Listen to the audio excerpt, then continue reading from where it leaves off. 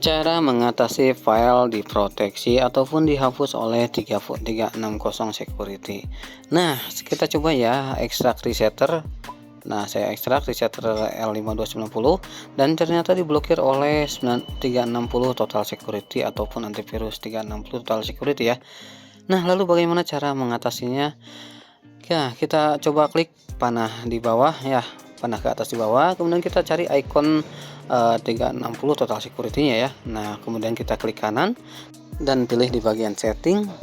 Nah, akan muncul forum seperti ini ya.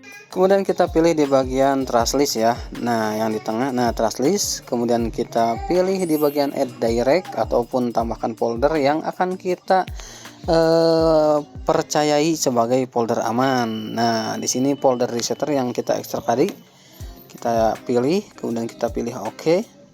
Nah, sekarang sudah muncul folder yang dikecualikan ataupun dipercayai oleh antivirus.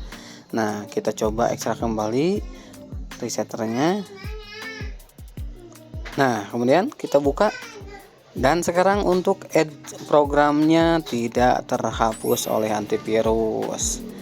Nah, jadi itu dia ya cara mengatasi file selalu terhapus oleh antivirus 360 security.